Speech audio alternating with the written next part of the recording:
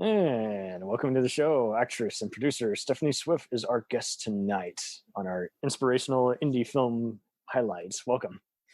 Hey, thanks for having me. I'm excited. Totally. Her credits include shorts and features like Swipe Right, Treaters, Hurt, and the Star Wars fan film, The Fallen Apprentice. Yes. So excited. Yeah. Totally. I'm a huge Star Wars fan. I've always loved. In fact, I played Leia in a fan film a couple of years ago, but sadly it never saw the light of day. You know, that whole copywriting thing. It was the same deal, only that person just didn't have any inspiration. It was like, gee, thanks. And you also have a audiobook series called Succubus. Yes, it's actually, I was corrected today. I didn't realize this. It's 3 in a series. It's called Hell High, but Succubus is one of the main characters. I play the Succubus. I play Charlotte is her name. So she's believe it or not, she's high school. So kind of got to revert back to that whole deal. But what's really cool about it is I get to not only voice her, but also there's about 15 other characters in the audiobook that I have to voice, including different accents I have to do. Like I have to do an Indian one too. Also Japanese, which that was more challenging than I thought it might be. But, I can do as many takes as I need. Cool. And you've had a cool working environment, I take it. Oh yeah, I have a whole setup in the basement. It's not quite where I want it to be. I'm trying to do the whole soundproofing thing. Take the 8 carts or whatever that I have and throw it up on the wall. But for now, it's basically blankets, and I have a toner microphone that I use, as well as anti-popping, all that crap that you need. Just because, honestly, when you listen to a lot of audio, I've realized. And you doing podcasts, you understand this. My background was singing. So I was more used to not even recording it so much, but more performing live. And then if somebody did record it, it usually sounded terrible because it was like somebody in the back of the auditorium recording it. And at that level, it's not like it's professional sounding, but I got the pleasure and honor of recording at Point Park Studios here in Pittsburgh for it's going to be a podcast, but it's the senior project. His name's Max McCauley, and he's doing it. It's about 36 pages. So I play a Southern woman, and her name is Bonnie, and she's kind of mysterious. We don't know what her motivation is, but that's the first time I got to go into a professional studio environment and record opposite the other actress that was in the scene with me. So she was great. Very neat. Yeah, it was cool. So when you see all that professional equipment and then there's a sound engineer right there doing all the editing, it makes such a huge difference. Like I do my own editing now. In fact, I just... you don't have to worry about being coached necessarily. You just kind of do just multiple different takes and then... Yes, absolutely. Right. What's great, the difference, what I enjoy most about the audio aspect or we'll say voiceover side of things is you can make so many mistakes and honestly nobody even sees or hears it, I should say, versus here's like when you're on a film. And, yeah. Film is so much different. You'll go and see like something that you did, well, for me 5 years ago when I got started in film, and I'll cringe because it looks terrible. I mean, it's mostly what I feel is not the best performance coming out of me, but being newer to that, I have a theater background, as I mentioned, in singing. So I make everything big. And in film, it's cheesy and it looks terrible when you do that because every small nuance, like if you blink or if you move, your eyebrows or whatever, it can be very distracting. But when you do voiceovers, no one sees that because guess what? They're only hearing what you put out there, usually. Totally. Yeah. As a backup, so where were you based and how did you get into theater growing up? Sure. My hometown is about 40 miles north of Pittsburgh, and it's called Butler, PA. My primary, as I mentioned, was singing, and my first musical I did was Oliver. Terrible show. I should just say we all have them. It's annoying. Oliver. No, thank you. But anyways, I played Charlotte, the British brat sister. And I only had one scene at the time, but it was my first really time on stage where I had, we'll say a role that was something thing that I was proud of. And then I was able to go on to play.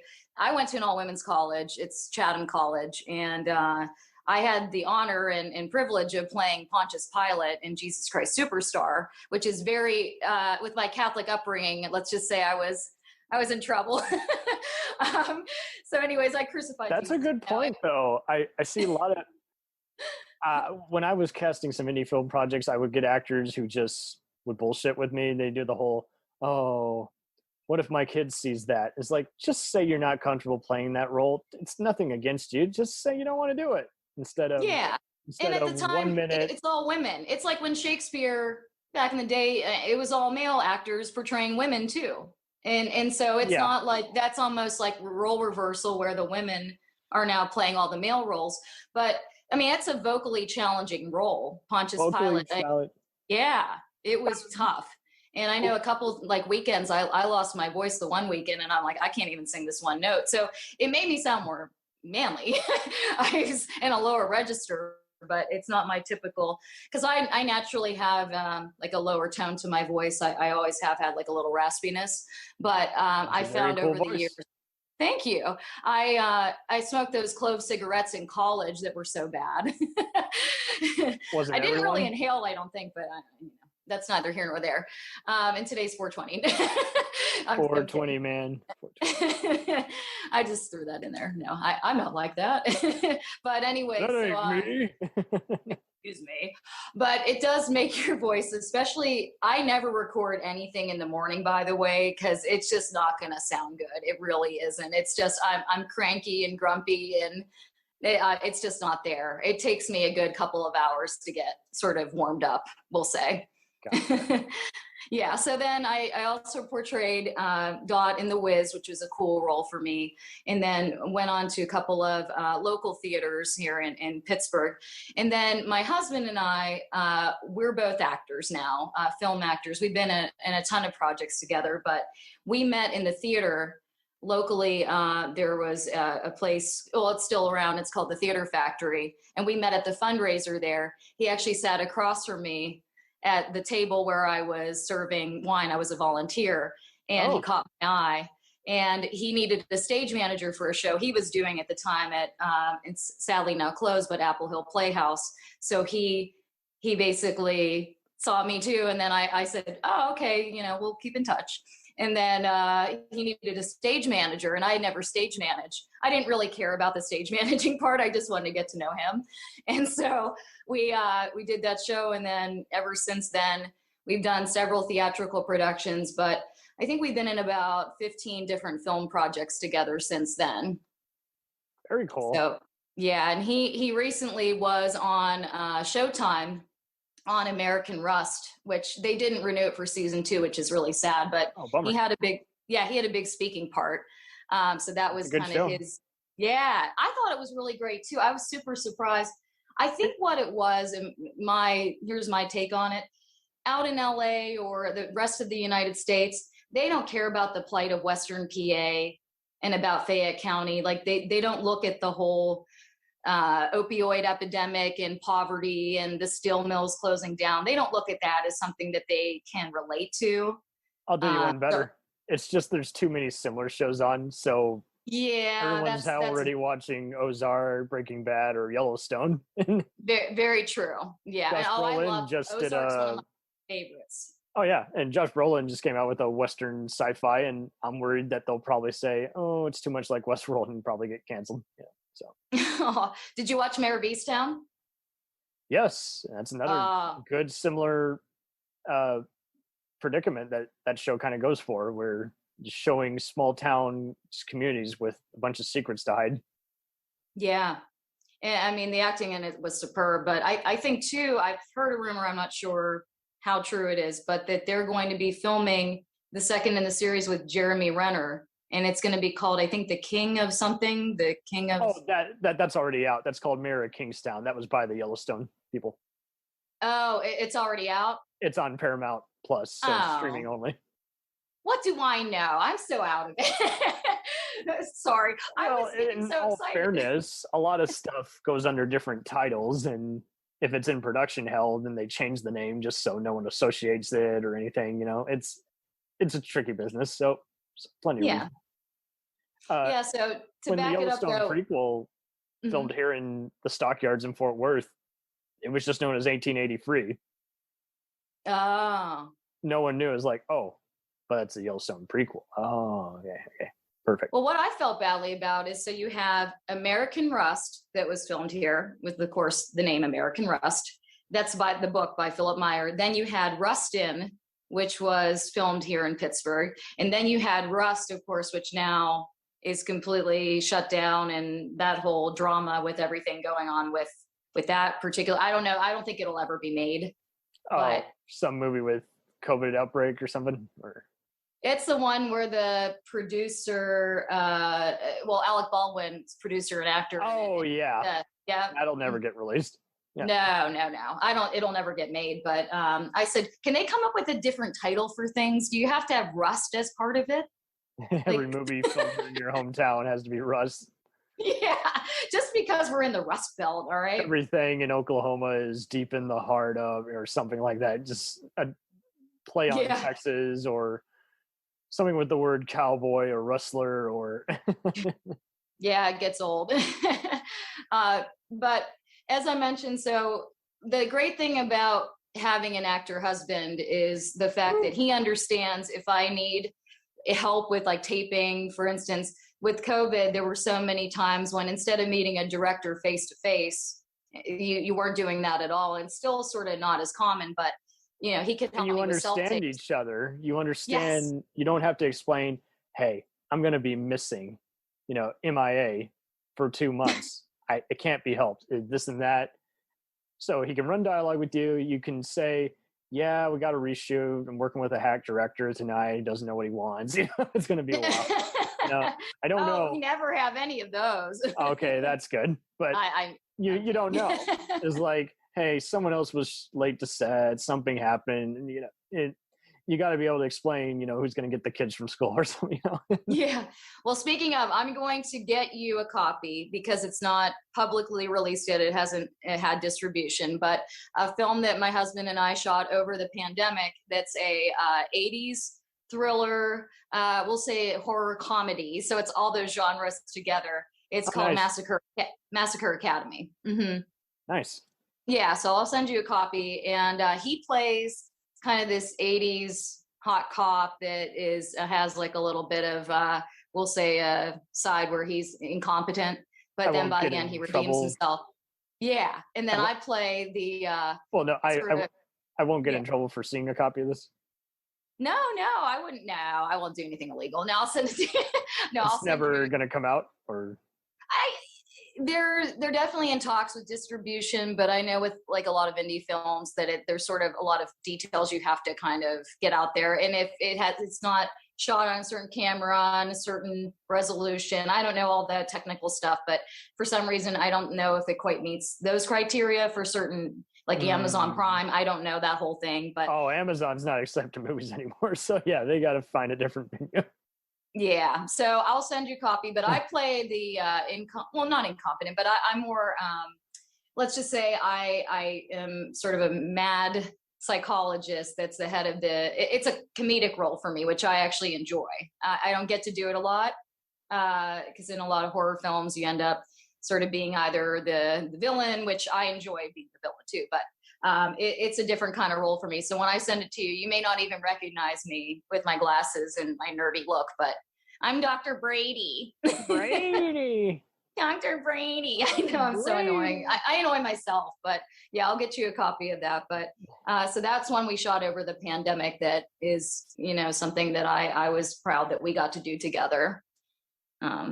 So, and I know you mentioned some of the other ones, but like I said, I just wanted you to know a little bit about that one, and I'll send you it and we can talk about it at some point whenever you watch it. Okay, for sure. And how would you describe your acting style? My acting style, I'm more of a go with the flow. I don't do the whole word perfect thing. I know some people really are sticklers for that. And I get there's important parts, but I feel like a lot of the great moments come whenever it's more sort of ad-libbing. And, I think my style is more casual. I like to also have more than one kind of way of delivering a certain section. Like I will ask a director, hey, can I do this a different way, even if it's not your vision? And if you hate it, I understand. You don't have to use it. But sometimes the best stuff comes out of just being spontaneous. Totally. And I always recommend everyone take an improv class, because totally. the rule don't negate. But everyone seems to think, oh, I only use that if I need a comedy background. Like, no, trust me. And once I took it, it freed everything up. I learned to, go with the flow, just stop panicking and just do your best. And it seems like, yes, many, I don't know, they just want to either stage themselves after a famous person or just their look. And it's like, just look at it like a business person. What is going to grab everyone's attention? That's your style. That's your shtick. Yeah, exactly. Or what's your signature? And I know with me, I had to unlearn a lot of theater habits for film. So as I mentioned, my first couple of films, I sort of wish they would go away, but they're out there forever. You can't say, the other character named Macbeth's name, in a theater. Yeah, exactly. And I find too that I work well with a lot of the local actors that I have either been in other productions with, or that I know through the film scene, because it is a fairly small knit film community here in Pittsburgh, and where we've also found a little bit of a niche with particular two directors actually is Cleveland, and it's only 2 hours from here. Hey, do you know something? Cleveland rocks. Oh no! I know. It's all good, but I seriously have family there, so. Cleveland's a great city. It's a lot like Pittsburgh, and the two directors. So Rick and I were in. It's called Lingorithm, so it's kind of an odd name, but it won the 48-hour film project in Cleveland. Oh, congrats! Thank you, and it's publicly available, so you can go to. It's called Grave Lake Media. You can go to their YouTube page, and what Lingorithm is basically it's an algorithm. Not to give too much away, but I play the wife who's also AI of Rick's character. And a lot of people I saw were doing stuff like that. I had one person, same thing. You're like, what should we do? One of you should just play a robot. And I'm glad that they kept that, as opposed to doing what they often do after those contests and just throw them away. It's just for demo reel. It's not. Yeah. It's just and with sci-fi, you only have 48 hours to do the whole thing. So why are you going to bog yourself down with CGI and all that stuff? It's too much. It's just, honestly, you can't have a good product in 48 hours if you're too into the whole tech side. So it turned out really well too, because we got best stunt for a one take into the pool. So we had a GoPro in the pool for that particular shot. Oh wow! And I think it turns out really great. So you'll have to check it out. But yeah, so we got the 6 awards in Cleveland, and then it went on to compete in DC. And even though it didn't win the top 10 there to go on to Cannes Film Festival, we were really proud of it. So that director, Jay Williams, we worked with him a couple times. And then the other director who was in charge of the 48-hour film project that then found out about us is Ron George. And he's doing a short film that will compete next month. We just shot 2 weekends ago, called We Were Never Here. And it's 7 minutes. It's like, we'll say it's a thriller. And so again, we're sort of more in that thriller kind of gory thing, but it turned out really well from what I saw with the preview of it. So it'll screen for the Fun Mills Film Festival and hopefully win some awards. But yeah, we have that next month. It's May 21st. It plays in Euclid, Ohio. Damn. All right. Yeah. Get it. Yeah. So what is your short film, The Room, about? I know it doesn't have anything to do with Tommy Wiseau's movie of the same name, but. Oh, The Room. Okay, so this is a good lead-in. I almost feel like I prompted you with it. This is amazing. You're the best. All right, so The Room is the brainchild of, his name is Rich Roll. It was actually written by Clayton, I think it's Cottrell, who's in the cast as well. So it's 5 people that end up in a room. So they have bags over their heads, and there's the voice, and done by Jack Allen. He did an awesome job in it. But anyways, we have 10 minutes to figure out who's the killer. So my character, Jessica, you're in a room finding the killer. Yes. Well, and there's a twist at the end, but I'm a single mother, and you hear a little bit about why I think that I'm there. And I also plead my case as to why I'm not the killer. So nice. That's basically, without giving away, Rick's in that one as well. So Rick Dutro, and then Rich Rule, who's the director, also makes a cameo in it. He plays one of the characters, and he's the one that also is directing and wrote, I think he wrote Vert. So the one you see that's coming out, that's in the virtual world. So about probably more than half of the movie is in a CGI environment. So the big challenge for Rich was finding a affordable and skilled person that could do all the CGI effects, because literally people are interacting in that virtual world for a good bit of it. And it's a lot of great local actors. I think it's going to be about 90 minutes, and it's coming out sometime this year, but I think he's going to try to get distribution for it at some point here in 2022. But it's been a long time coming, because he started well before the pandemic. I think he started shooting in 2019, and then it all got held up. Yeah, and then you got to keep that info, separate from investors and everyone else. They don't. Yeah. Well, I mean, to it be sucks honest, that we got to do that, because we're so used to stuff in development, but there's other times where it's like, it just couldn't be helped. Someone misbehaved, or some production just got, sideswiped by the pandemic. It's just gonna take longer. And I think the challenge too with that was some of the green screen stuff that was filmed. You have to make it translate, and you don't want the virtual world to look fake. You want it to be almost metaverse-esque. And there's a lot of action sequences, but I think people will be surprised and happy with the acting in it too. So my husband, Rick Dutro, plays Detective Caldwell, and I play a smaller part in it, but I'm Blanche, the front desk lady who kind of knows everything about what happens in the town. It's set in Chicago, and I sort of am a little obsessed with Detective Caldwell, which works out fine because it's my husband, so it's fine. Woo! But woohoo! So it's not really acting, but it's really a cool film. So I'm glad I got to talk about that. But The Room, it won a couple awards. It won in the LA Film Festival. It got I think runner up for Best Acting Ensemble. And it also got nominated in Savannah at the Savannah College of Art and Design, or the other one, at Savannah State University, I think, for Best Film. So we didn't win, but it's still nice to get screened all across the United States. That, and regardless of what it's on, Netflix, Tubi, any other third-party site where you can stream independent films, it's just like, you need that window of just like, hey, at least this will lead to somewhere. I talked to an investor. I talked to other producers who are looking for other cool people to work with at that festival. Yeah.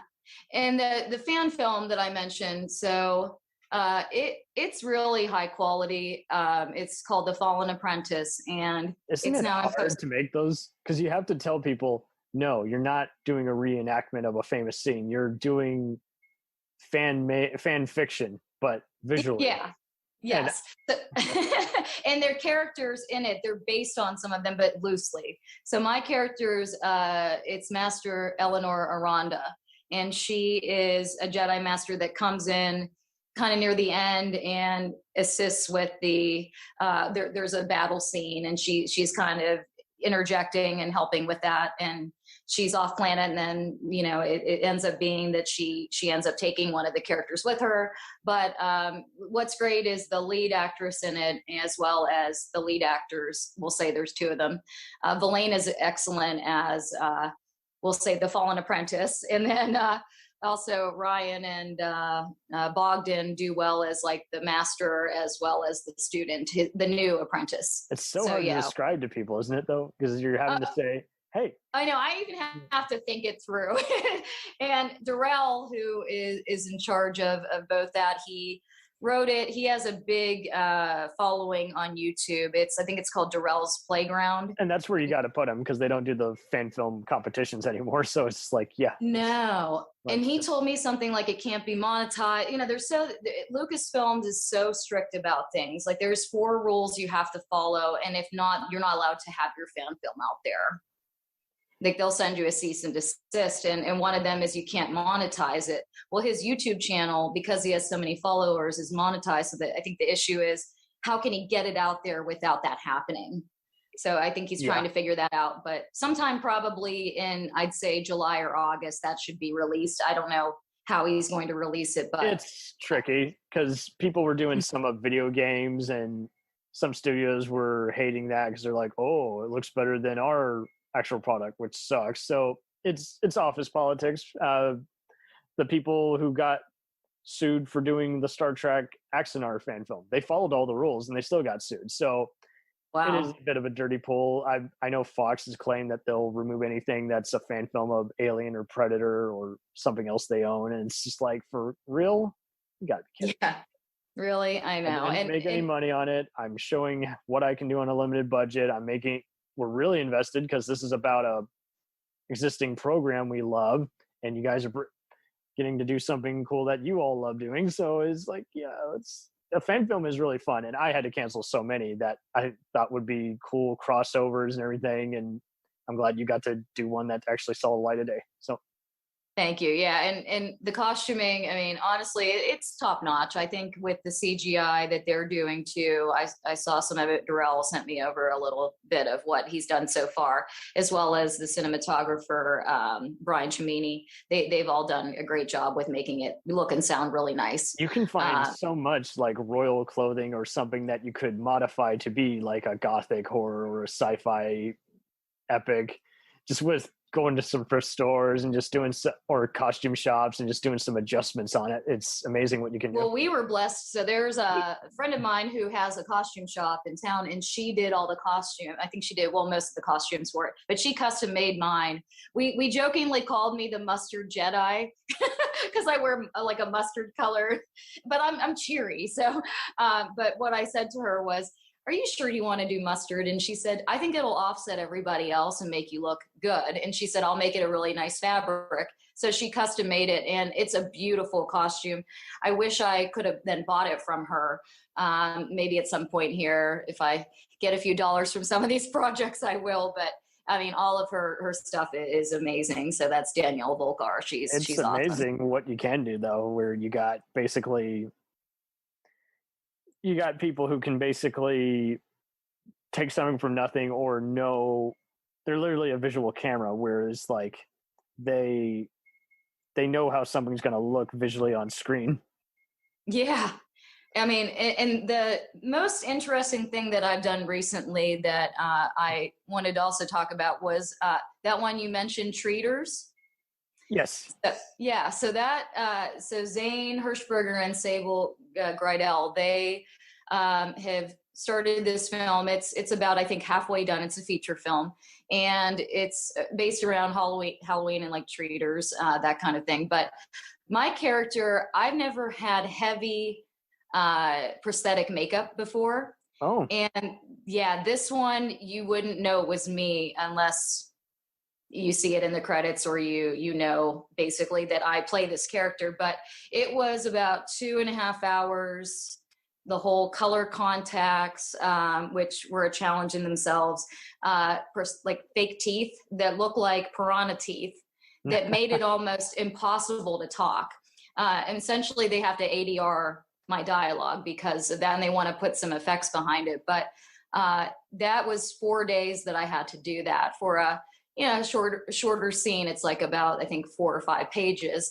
But that was a new challenge for me because it starts to come off your face, and it starts to like buckle and peel, and because it's silicone that they put on after the actual makeup application.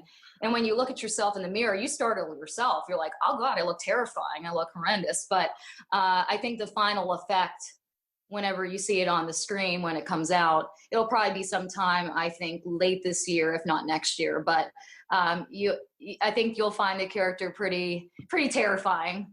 She's the matriarch, so she's pretty nasty looking. I was like, oh God, I hope my skin never looks like this. Yikes. It's very cool. Very cool. Yeah. And so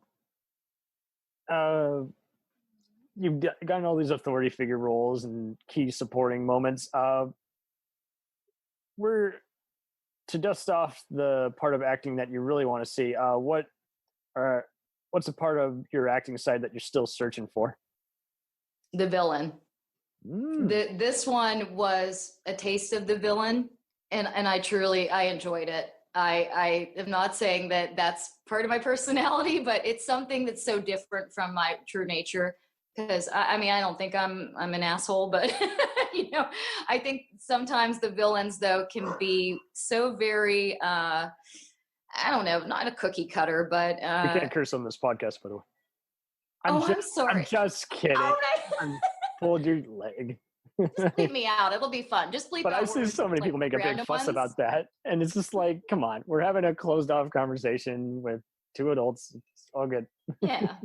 It's like, okay, so if I say a-hole. I'm just kidding. But I'm such a bee.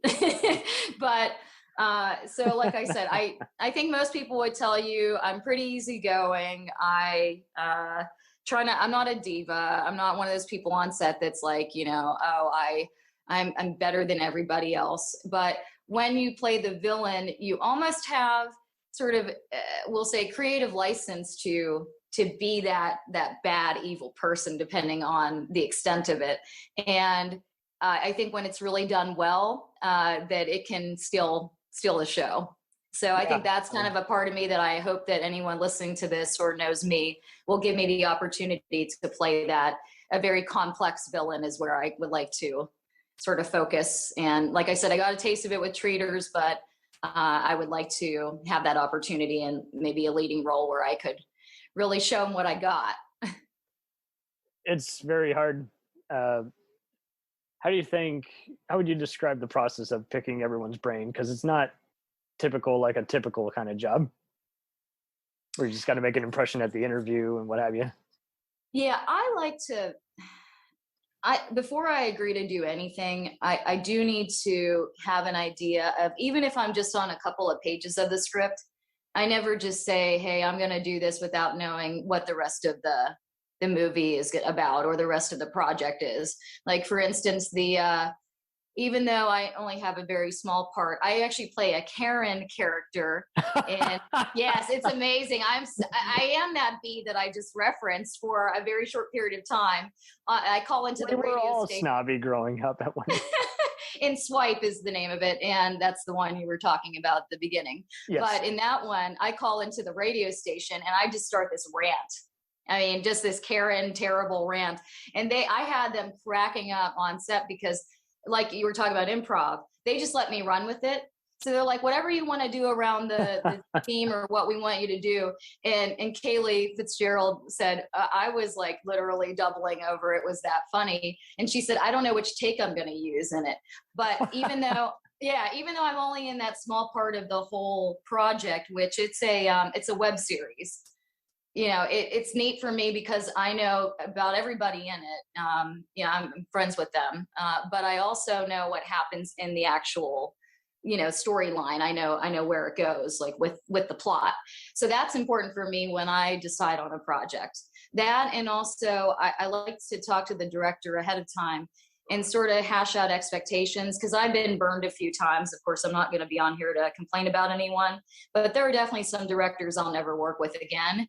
And it's either, not appreciating my time and efforts, changing things, which I get. Hey, we have to be on the fly. I understand. But changing things without even mentioning it later. I know in like big projects, sometimes a character is completely cut out. I get that. But when we're in the small indie scene and sometimes our compensation is not that much, it's really disheartening whenever somebody basically cuts you out or does something with your part that it's like, well, that wasn't even discussed with me. Yeah. And it wasted my time.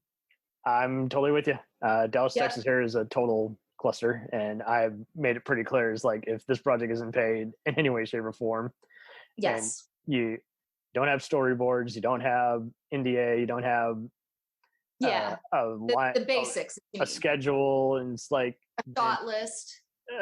Shot list, and the whole, I'm afraid you'll steal my script, or I can't draw. That's just bullshit. That just shows me that you have no imagination. Lazy. Just lazy. Yeah.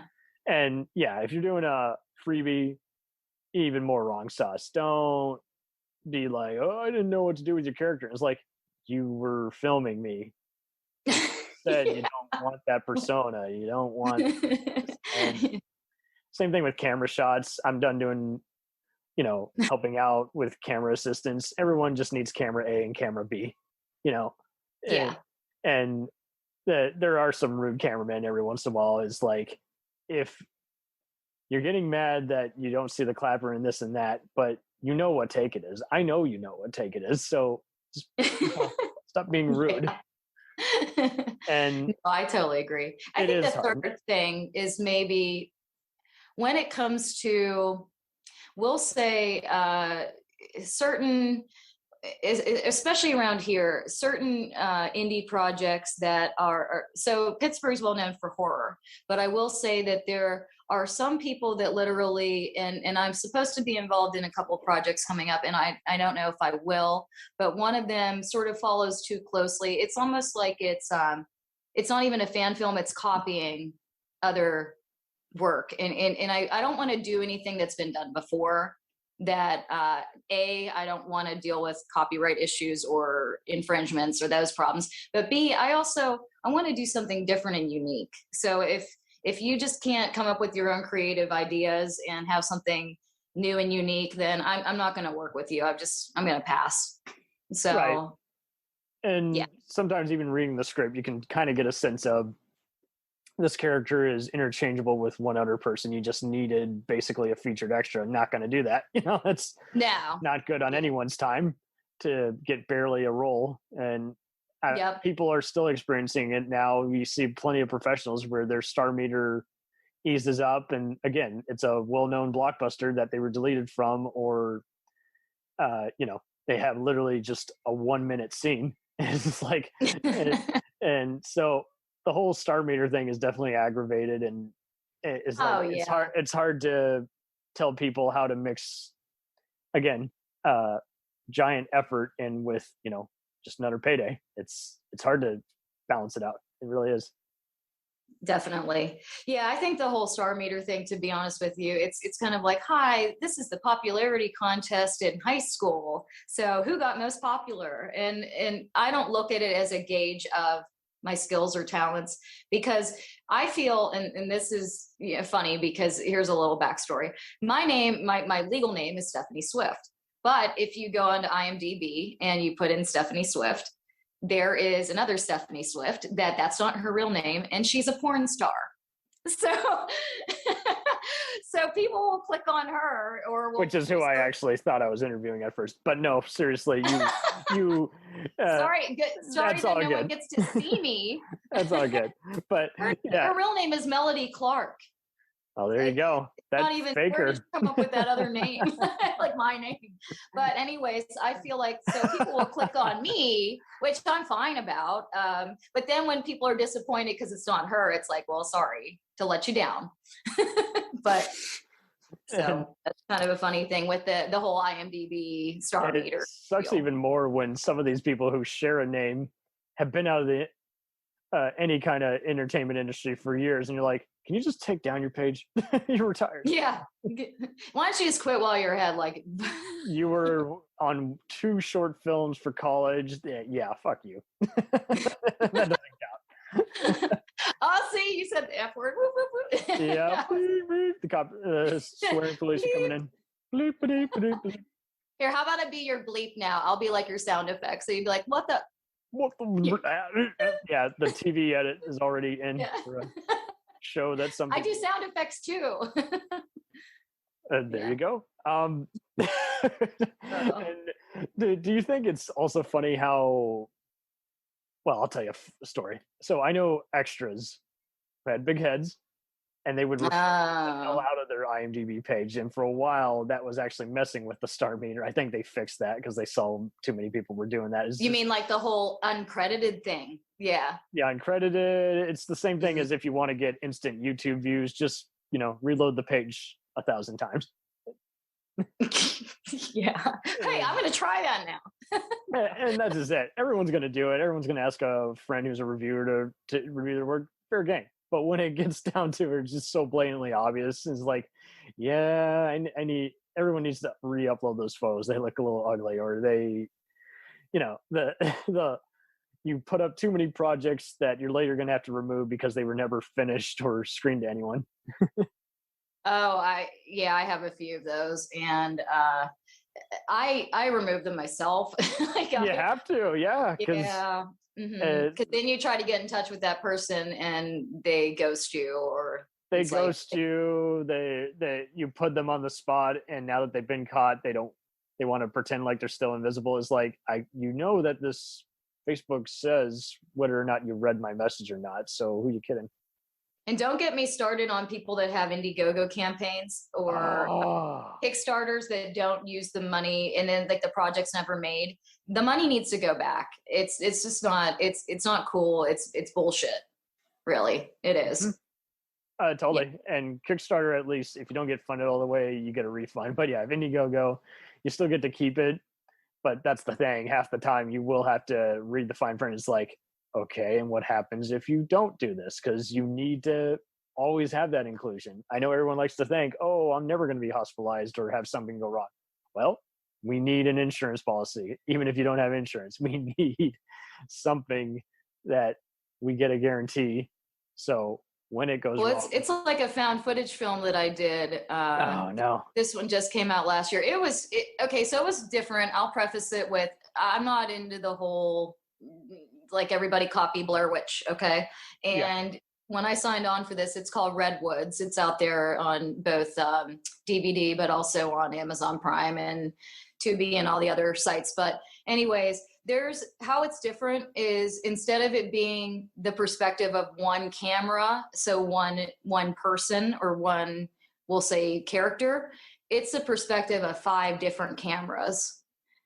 So like my character has a GoPro that's used to show her point of view. So there's the master camera, and then there's like 4 different camera styles. The one is a VHS, which is hilarious because her character, I'm trying to remember, it's Jennifer Milligan's, I don't remember her character's name. Raven. Her character basically is old school. So like everything is so grainy and just like low def for her character. And then there's the Ursa that's like really nice for another character. So it's kind of neat to. Oh my God. What's that? I know this movie. My pal Jim Morosini shared a review of it. Oh, did he? He's had Voices from the Balcony. He reviewed. Oh yeah. Okay. They gave us a nice review. Yeah. That I've never actually talked to him or met him, but yeah, cool. Tell him we appreciate that. We have him on the show all the time. Oh, cool. Yeah. I mean, there's a challenge when you have, well, not just the fact that it's all basically outdoors, but I think some of us aren't necessarily the best camera operators. So they literally had to have somebody behind the camera operate their camera POV so that it ends up looking better than it truly would be if we were doing it. Now, my GoPro had a gimbal on it, so I have no excuses. It wasn't shaky. So, yeah, but that's cool that he reviewed it. Okay. So, yeah, Redwoods was one we did. That's a little bit different. But when we're talking about kind of genres that have been done before, but that's what made this one, I think, unique or different. Okay, very good. And there's been some other good ones. The Hell House LLC movies I totally recommend, because I can't get into found footage, but those were cool in that they were kind of the anti-found footage. It's like, okay, but we're going to be really creative and make you think this might be a real thing, regardless of, it's kind of the X-Files thing where it's like, regardless of whether you believe in ghosts or aliens, you buy into the world that it's creating, as opposed to, well, yeah, we'll find our way around here sooner or later. I think sci-fi might be my top favorite film genre to watch, even over horror, just because as a kid I watched Star Trek The Next Generation Like, I think I've watched I love Patrick Stewart too, but I was obsessed with that show. Totally. I wanted to be on that show. Yeah. And based off the amount of Zoomage and fans I've encountered, it's just positive TV. It really is. And you would rather watch a time travel episode of that versus a poorly made time travel movie that's stretched out to one too many hours. You know? The one time travel series that I really liked that was on Sci-Fi, and this is the remake of the movie 12 Monkeys. When that was on Sci-Fi, I watched that. I thought it was really well done. Totally.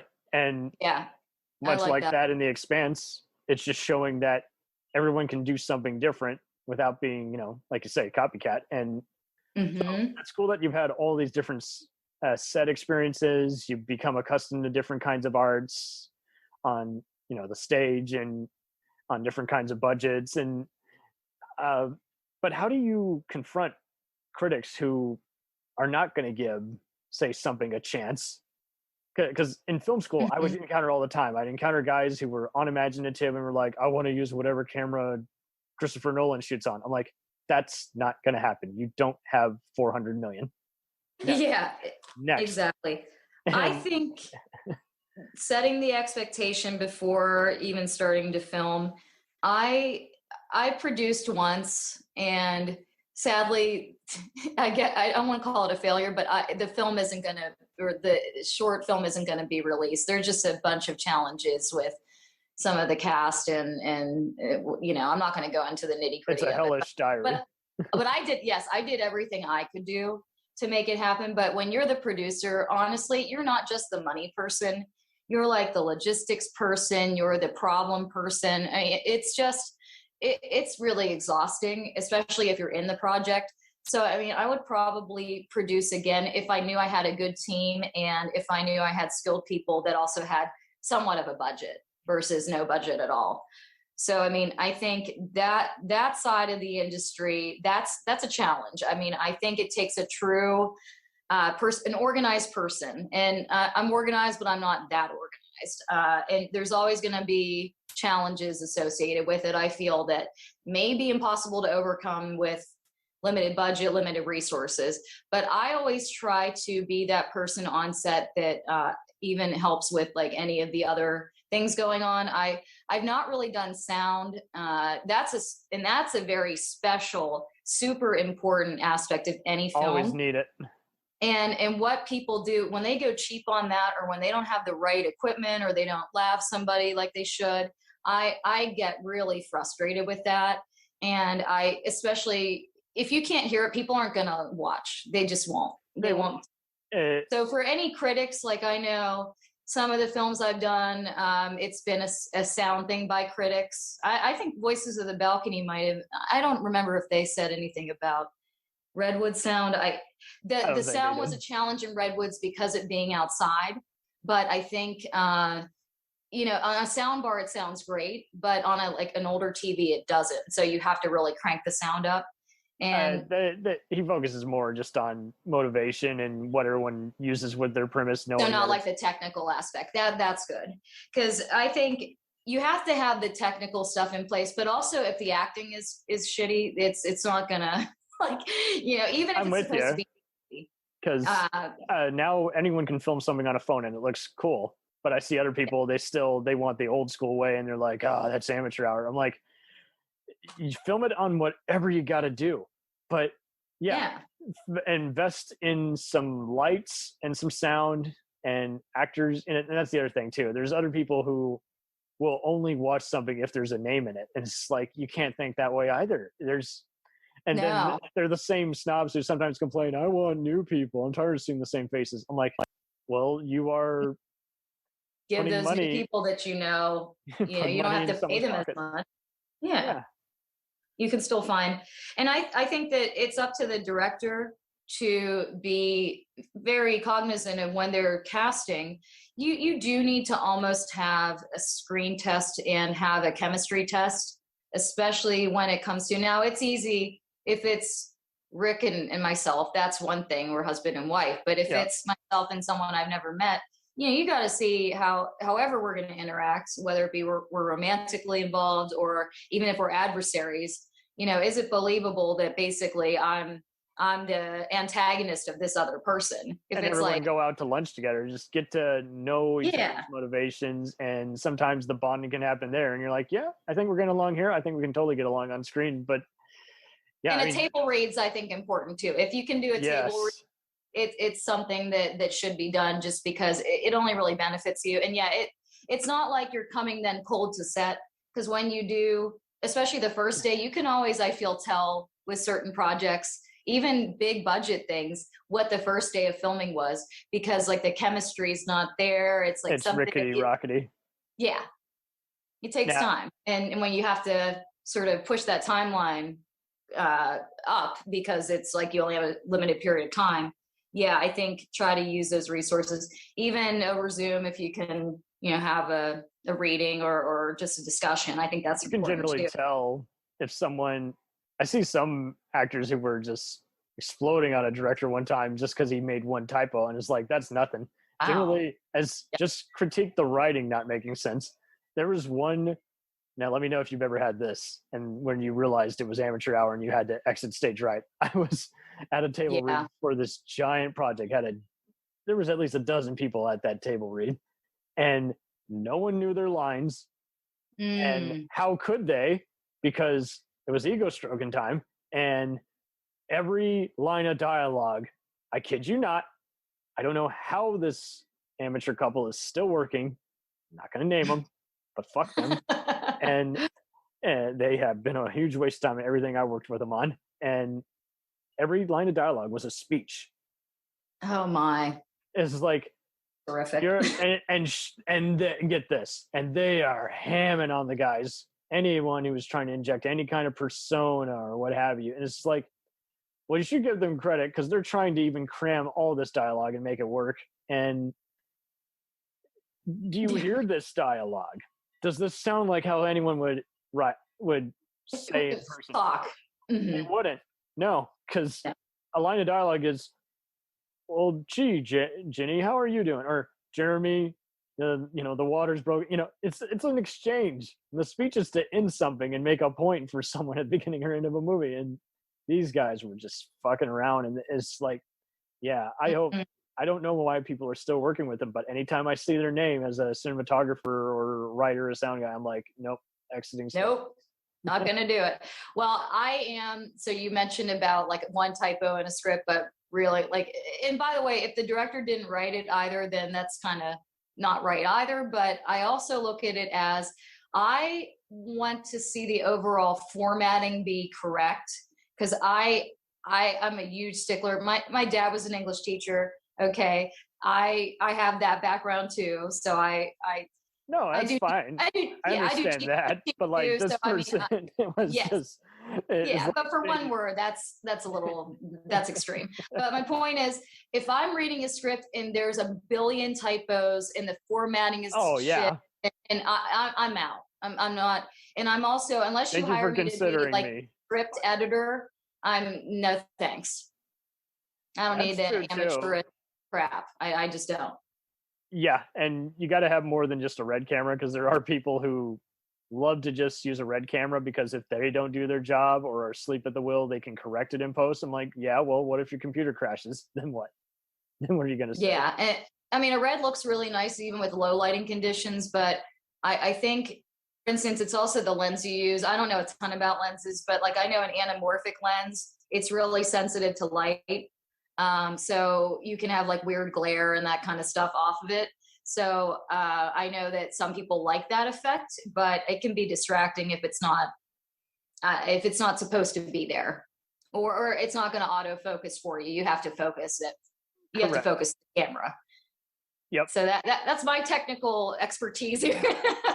Well, it's all valid, because the last thing you need is someone who doesn't tell you, oh, by the way, you're wasting your time, because even though you're going for the scene, the camera's not on you. And it stinks when you can be using that to, be focusing on the next scene or what have you. And we just need people who just need to be screened and just mindful of others. It's just stinks. I agree. And also when it's your close-ups, then I give you I'll still deliver the lines like I would if I were doing them. I'm not going to do them full volume or all out. I know. It's so bad when they're. But what bothers me is whenever I'm acting opposite someone and it's my close-ups and they're not giving me anything.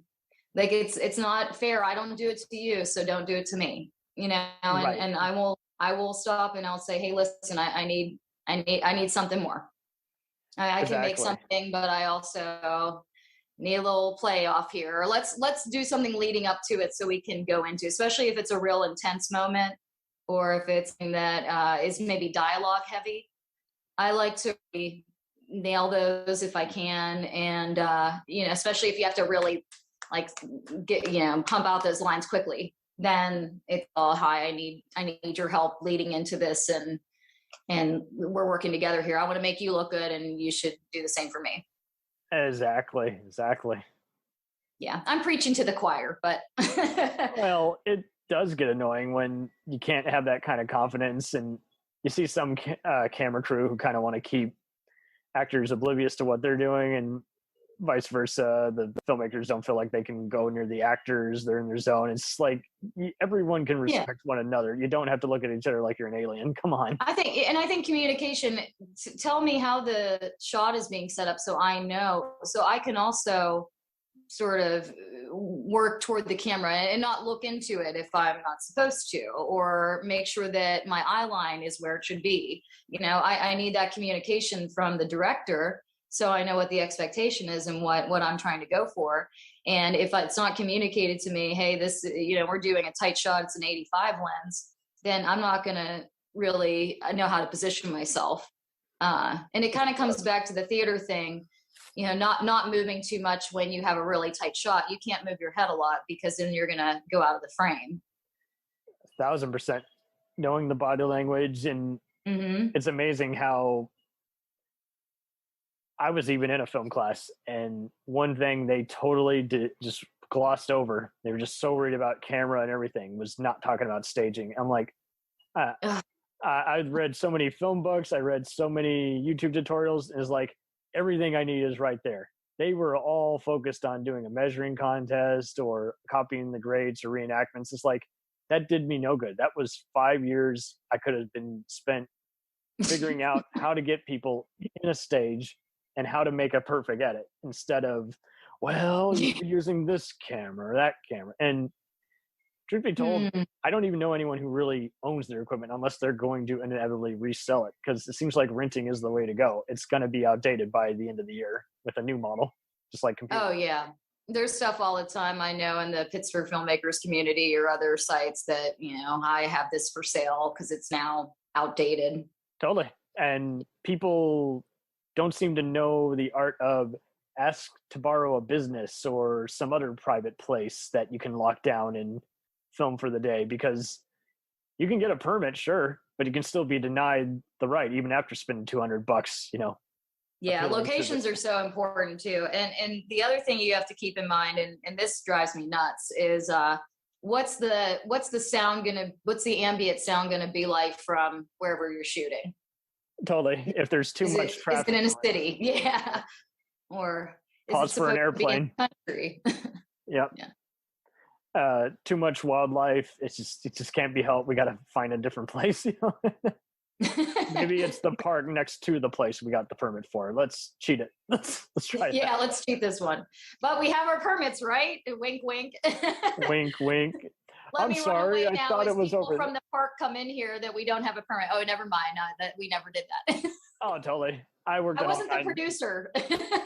I worked on all kinds of indie shoots, and every once in a while, it's like always have a code for when you inevitably, you have a property owner who revoked their permission at the last minute, or someone wanting to, kill the fun. He's like, hey, let's go to the movies. Hey.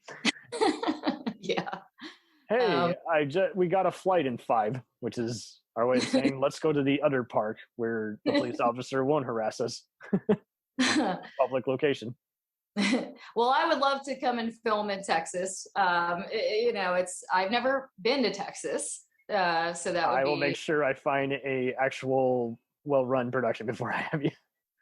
Thank you for that. Much appreciated. And I would do the same if you come to Pittsburgh. I'd make sure I'd hook you up with the best group possible. There's a good bit of, a lot of the people I named are people that I know and trust, and they're on board. I like their creative vision. There is an in between, and everyone seems to want to negate that. They just think, oh, it's either union or I'm professional. I'm like, or it's this kind of indie. It's like, if you trust the person, if they've had quality projects of some kind, if they've made use of their days and given everyone their demo reel footage and tickets to the premiere, you're set for life. So yeah, and I'm willing to work within certain parameters when it comes to the negotiations. That's an important part of it, but I think it's not always about the money. I mean, but at the end of the day, if you have a bad experience too, I don't care how much money you pay me. Or if I know it's going to be a terrible end product, then I don't care what you paid me. If the festival won't obligate, if it has inconsistent times and you got to sit through 3 hours of programming, then that's where you also got to say, sorry, I can't make that premiere. I will be at the next one. Don't, yes, shoehorn me and pretend that we're divas. And yeah. I was at a the thing about the SAG, I'll let you tell your story. One second here. The thing about the SAG, I actually could join, but in a lot of instances with some of these projects that I've been doing or want to do, I don't want to go there yet, because then I couldn't do these projects. Now, I feel as my career grows, and maybe that would change. Like, for instance, the new Tom Hanks film is filming here, and I am in it. I'm a featured extra, but I don't yet have a line. I did audition and haven't heard back yet, but hey, it could happen. But when the time comes when I'm forced to join, that's different than can join, or when you're a must join. And honestly, for right now, where I am in my career, I don't see the benefit of joining SAG for me. That's fine. And plus, you got to decide what kind of projects you want to do and how long you're in it for whatever run. And yeah, and I know that they have certain rules and regulations, plus the whole there's the SAG ultra low budget, and then it goes the whole way up to the scale that they'll pay for a particular project, which that's fine, it protects you, but you also pay your dues, and you have to continue to pay into them for the rest of your life. So it's like, whenever I get to that point, then yeah, sure, I'll gladly do so. But right now, I'm happy kind of where I am. But I'm sorry, you were going to tell a story, and then no, it's fine. Basically, I was even at this one film competition, and I was getting on stage for both a really bad short and a really good short. But it was just a mixed bag to, again, see people who have been doing the festival for a few years and still making the same mistakes. They've been given all the notes, and they're just not listening. But yeah, when you go to a there are other ones where it's like, yeah, sorry, not to be a snob, but I am here for just probably to promote it with the director, do a Q&A, and then leave because I got, some other gig tomorrow or something. And it's very annoying having to, how do you channel out just some of the other negativity from peers? How I do it is, as I mentioned, so the sort of select few that I've worked with that I don't want to work with again, I will literally, if there's a project I know coming up or a screening or something that that person is either involved in, or it's their screening, I'm busy enough. I don't need to be there, and I won't be there, but I also am not going to pretend support you on like social media. Right. And you see the crew calling you like, oh, this guy's here, I better run. Excuse number 1 through 5, activate. Yes, exactly. Or else altogether on social media, it's like in certain groups, that a person will be chiming in about that said project. And it's like, okay, not only did I unfollow you, but can I somehow like block your posts from that group so I don't have to read it? I'll just scroll over it quickly and be like, what a waste of time. 100% approve of Facebook blocking, because then you instantly know, oh, I can't see the messages because someone not working with is in this, so I already know this is wrong sauce. So call me back when someone is not there. But no, that is so true. It is a matter of also just like just filtering it out. And it's a small world, unfortunately. There are going to be pals of those who you didn't get along with, and you're like, shit. 5 of my acting buddies are hanging out with me. Well, and I'm blessed that so far what I have lined up this year and into next year, I'm not working or even having to have interactions with certain folks in the community that I don't want to. So far I've dodged that bullet. I've been lucky. But when it does happen, ultimately, I'll just do my job and I won't cause drama. I'm not one of those people. I'll just go do my job and then leave. I'm not going to be caught up in riddle me this. All that crap on set. Yeah, okay. Riddle me this. When you see a micro budget set, why do you think so many people have the time they'll totally put in for it, and there's others who just have no filter? They'll just flat out just be roasting the casting call. It's like, why do you think it just can't be discreet anymore? It's like, if I didn't, I think it's sad because honestly, we've all been so indoctrinated to believe that hey, the money that you put into this project, or this micro budget, for instance, it's going to be terrible, or it's gonna suck. It can't be good if it's at this level. I don't know. But here's the thing: depending on who the people are. Like, I know incredibly talented directors of photography that do brilliant things with a very, very small budget, and they're very artsy and they get it. And those people, I don't care, pay me $10. Like, they go I'm just far. happy to be in your project. But I also want to see the work you've done before, especially if it's a micro budget. I'm not just going to, hey, sign up here. It's like, what has this person done? I want to see your reel. I want to see your end product on something. Like, I'm not just gonna, I shared a crew call for a friend of mine, and it was one of those, well, gee, don't shoot the messenger, why don't you? But it was one of those, it's like, someone even bothered to call the post amateur, and it was a paid gig. Ooh. I'm like, you don't get to call it amateur just because it's not in your budget. Guess what? If you're paid, that's not. Is the Fort Worth scene, is it kind of like, how large is it? I mean, do you have it in Dallas are very ego ridden, and just like Austin and Dallas don't really get along with each other's people. Fort Worth and Dallas are the same way, where Fort Worth is a little kind of looser and Dallas is very tech savvy, and there's a bunch of different contests and everything, but most people are just trying to avoid those now and kind of do their own movies and then just pick every festival scene that they can, make a movie on the weekends with their buddies, for 4 months, and I wonder if you've ever worked with my friend, or if you're aware of, and she's been very supportive. I've never actually met her, so we'll say she's my friend through social media. Yes, virtual friend in the virtual world. It's Lana Winters. No. No? Okay. You'll have to look her up. She I think she's in the Dallas Fort Worth area. Okay. Of Texas. Yeah. So her hold on, while we're talking, let me go to her page, just because I want to see, and she's really into the horror scene, and I know that let's see here, she's been so supportive of me. Okay, it's the name of the I see it. She has her own podcast. Yeah, it's Buzzard View Manor. Sweet. I'm trying to see where she is, though. She's from not Texas to A&M. creep on her. Yep.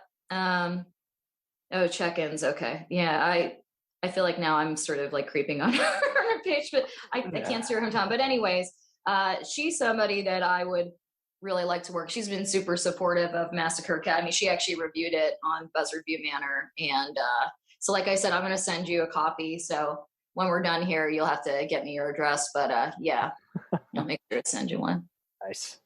So that's my Texas connection. I'll say you both of you will be my Texas connection. So get me there. Hey, directors listening now, pitch your stories to me. And also my husband, Rick. Now it's my shameless, plug for Rick Dutro. If he wants an interview, I will give it to him. Okay. Yeah, absolutely. I'll talk to him. He's in the other room. Hey, honey, you want to be interviewed next? All right. Well, we'll check with your schedule and his, and you guys can. 1,000%.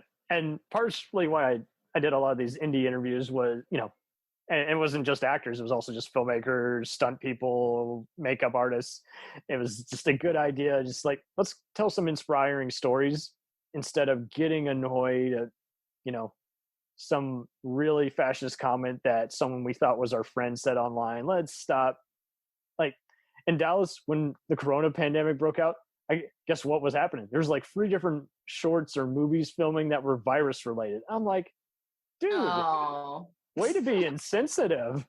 And I'm not going to do a crappy web series that isn't going to air all the way. And you're going to, and if it's about today's events, it's got to be very, very well thought out. And, at least when you do a zombie movie or sci-fi movie, you can sneak in social commentary without being intrusive on the main narrative and fiction that you've created. But yeah, so it just, if you can, just leave us with free, just final tips that when you make a gamble and you just realize you want to pursue some kind of entertainment career, whether it's being at a circus, whether it's being a mascot at the baseball game, whether it's being a DJ, what is the thing that's going to keep anyone going?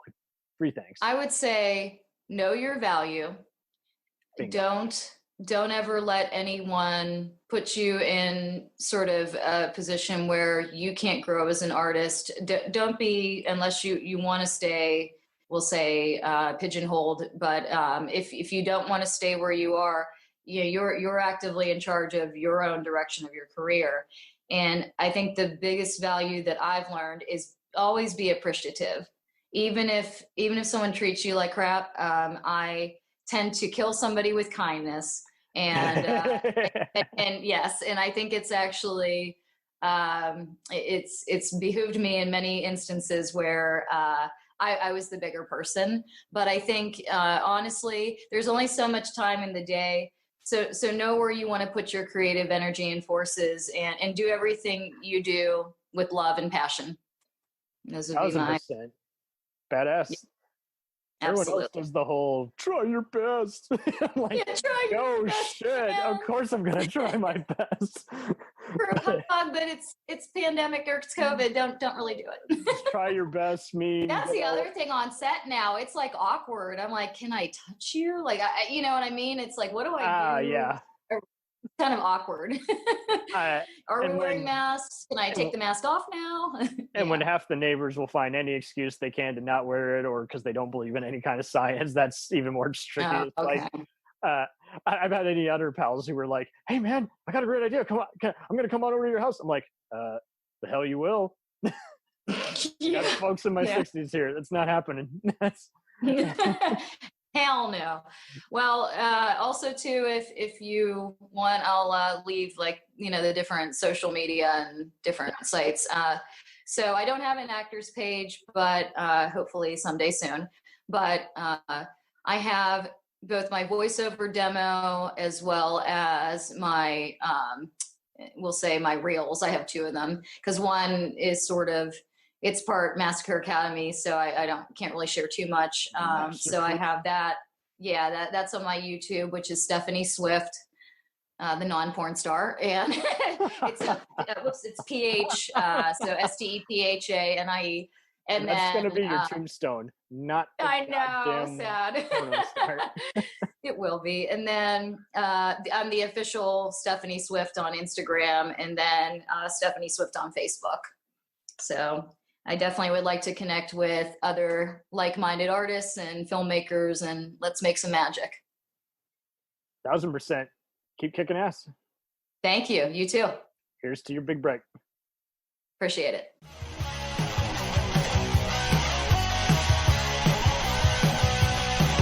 Follow us on the web on Facebook, Twitter, and Instagram. The podcast is available on Podbean, Spotify, iHeartRadio, Anchor, Apple, and anywhere else podcasts are available. Feel free to review our show and leave comments on any of those sites.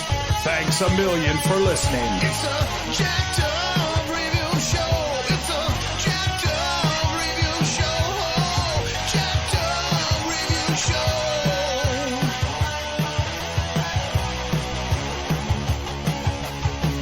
It's a jacked up review show.